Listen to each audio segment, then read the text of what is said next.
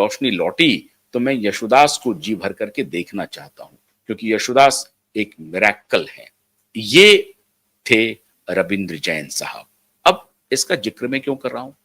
90 के दशक में कई टेलीविजन पे जो भक्ति सीरियल्स आए, आपको याद होगा रामायण का, राम की निशानी ले चला जो संगीत है, और पूरे रामायण सीरियल में न सिर्फ उनका संगीत धूम मचाया, उनकी आवाज भी धूम मचाई।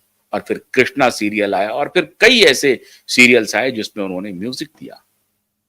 अब कहानी शुरू होती है, ये बॉलीवुड माफिया की, ये आबू धाबी की, ये हिजाबियों की, ये खानों की।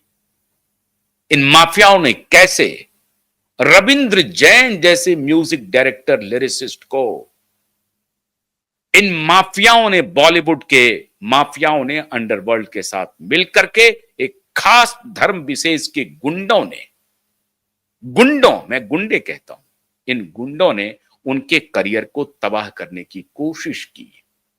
90 में जब उन्होंने रामायण के लिए म्यूजिक दी, 90s में, 80-90s का दौर था वो, जब रामायण के लिए म्यूजिक दी, कृष्णा सीरियल के लिए म्यूजिक दी, धार्मिक सीरियल्स के लिए जब उन्होंने म्यूजिक दी, तो इन माफियाओं के जो प्रोड्यूसर थे और डायरेक्टर थे, उन्होंने रविंद्र जैन को काम देना बंद कर दिया। और इस तरह से पूरा 90 का दशक 2006-07 में आकर के 17-18 वर्ष के बाद रविंद्र जैन को किसी एक फिल्म में मौका मिला, तो फिर उन्होंने फिर अपना जादू बिखेरा। लेकिन 2015 में अनफॉर्चुनेटली रविंद्र जी की मौत ही हो गई। अब आप सोचिए, 25 वर्षों तक रविंद्र जैन को फिल्म इंडस्ट्री में, जो रविंद्र जैन एक से एक नगमे दिए और श्रोताओं के दिलों पर राज किया, दर्शकों के दिलों पर राज किया, कई गायकों की जिंदगी संवार दी, कई बड़े फिल्म प्रोडक्शन हाउस की जिंदगी बना दी। आर्थिक तंगहाली में राजकुमार वड़जात्या की आरके स्टूडियो चल रही थी, उनकी जिंदगी संवार दी।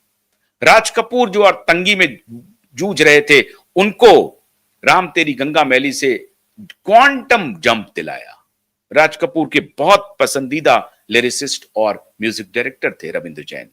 उनके साथ 90 के दशक में इस अंडरवर्ल्ड माफियाओं ने सिर्फ इस बात पर कि वो धार्मिक सीरियल्स में म्यूजिक दे रहे हैं, उन्होंने काम देना बंद कर दिया।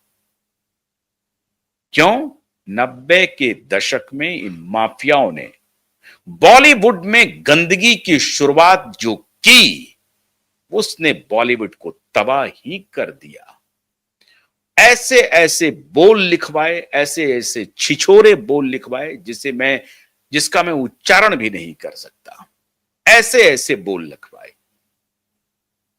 और यही बॉलीवुड का माफिया था जिन्होंने मिस कॉल से गाना शुरू करवाया। आपको याद होगा ना, मैं नाम भी नहीं ले सकता, इतने गंदे वर्ड्स, गंदी बात, इस तरह के गानों का चलन करवाया। इसने हमारी पूरी पीढ़ी को तबाह करवाया। लफंगे, लुच्चे, लोफर, आप इनके लिए जो भी शब्द का इस्तेमाल करें कर सकते हैं। इन लफंगों ने, इन लुच्चों ने, ये ड्रॉप आउट अनपढ़ों, गंवारों ने, इन्होंने बॉलीवुड को कब्जे में कर लिया। रविंद्र जैन जैसे लिरिसिस्ट को, रविंद्र जैन जैसे म्यूजिक डायरेक्टर को, जो टैलेंट की समझिए आपकी पराकाष्ठा थे। मैंने जो आपको उदाहरण दिया कि राज कपूर ने सिर्फ एक पंक्ति कही कि ऐसा बनाना चाहता हूं, उस पर उन्होंने धुन बना दिया और राज कपूर को कहा कि आप परेशान मत होइए, ऐसे हम इसको ठीक कर सकते हैं। ये थे रविंद्र जैन, कला के अद्भुत पुजारी, आंख से अंधे, आंख में रोशनी नहीं। और वो रविंद्र जैन श्रोताओं और दर्शकों के दिलों पर राज किया। लेकिन इन माफियाओं ने, इन लफाड़ियों, इन लुच्चों, इन गुंडों ने बॉलीवुड को तबाह किया। आज उसी लुच्चों, लफाड़ियों की गैंग की एक सदस्य हो गई हैं दीपिका पादुकोण।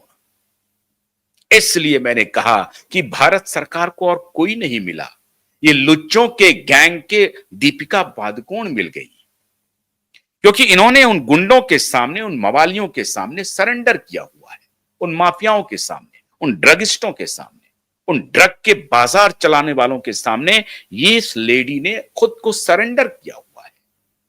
ये राहुल गांधी को कहते हैं कि उनमें तो बड़ा अद्भुत चीज दिखता है, राहुल गांधी में। बहुत अच्छी बात है, राहुल गांधी बड़े अच्छे नेता हैं, उनको ये पसंद करते हैं, पसंद नापसंद करना ये आपका मामला है, आप करिए। ये जेएनयू में जाती हैं, उमर खालिद और टुकड़े टुकड़े गैंग के साथ खड़ी होकर के फोटो खिंचवाती है, आंदोलन करती है, और किसी धर्म के बारे में कुछ कहना हो कुछ नहीं बोलेंगी, लेकिन अबू धाबी जाकर के उनका प्रचार करेंगी, हिजाब में मस्जिद जाएंगी। वाह, ये लिंक है, ये संपर्क है, ये संयोग नहीं है, ये संपूर्ण प्रयोग है इन माफियाओं का। और इसी में सुशांत इनके आंख की किरकिरी हो रहे थे।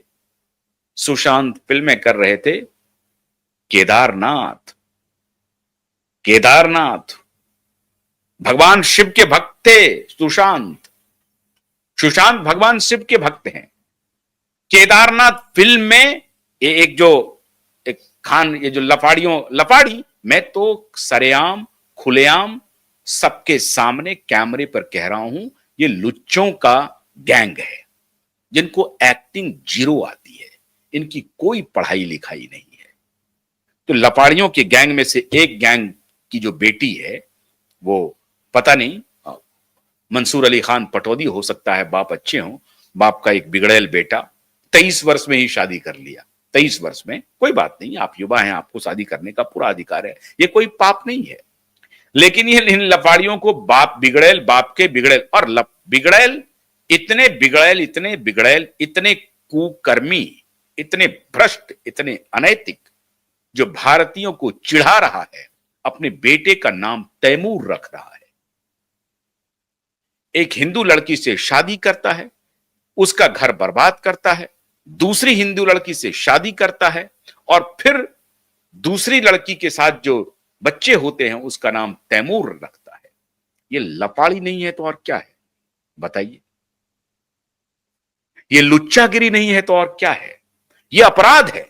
मैं समझता हूं कि भारत की धरती पर कोई व्यक्ति अपने बच्चे का नाम तैमूर रखे, ये अपराध है।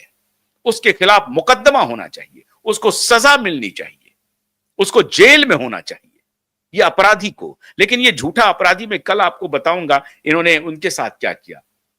वो जो एक अपराधी जो इनको मारने के लिए आया था, वो कहां है, उसका कुछ अता पता नहीं है, कल बताऊंगा क्या हुआ उसका।